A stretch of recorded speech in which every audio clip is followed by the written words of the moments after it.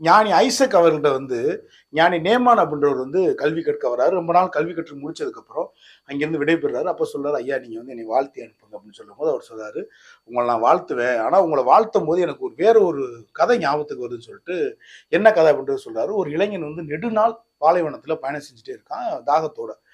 அவன் கண்ணில் வந்து ஒரு பாலைவன சோலை தெரியுது. ஆஹா அப்படின்னு சொல்லிட்டு எவன் போற ஒரு பெரிய மரம் இருக்கு. அந்த மரம் நிறைய ஒரு மாமரம். அந்த மாமரம் நிறைய நிறைய கனிகள் இருக்கு.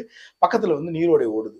போய் அந்த மாமரத்து நிழல்ல நின்னு அந்த கனிகளை எடுத்து சாப்பிட்டுட்டு, அந்த நீரோட தண்ணி எடுத்து குடிச்சுட்டு அங்க உட்காந்துட்டு இளைப்பாறுறான். அப்ப வந்து அந்த மரத்துக்கு வந்து நன்றி சொல்லும்போது சொல்றான், நான் வந்து உன்னைய பெரிய மரமா வளர்ந்துருன்னு சொல்ல முடியாது. ஏன்னா நீ ஏற்கனவே ஒரு பெரிய மரம் தான். நீ வந்து சுவையுள்ள கனிகளை உன்னுடைய கனிகள் வந்து இன்னும் சுவையா இருக்கட்டும்னு சொல்ல முடியாது.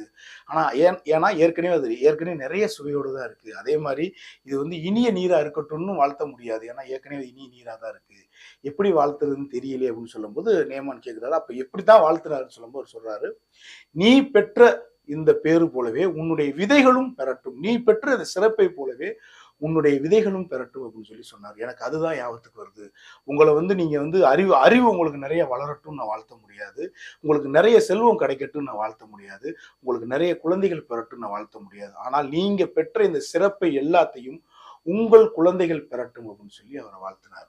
அதே மாதிரி தான் இந்த 100 நாள் 100 குட்டி கதை நிகழ்வில் இது 25வது நாள்ன்றத நான் ரொம்ப சந்தோஷத்தோட சொல்றேன்.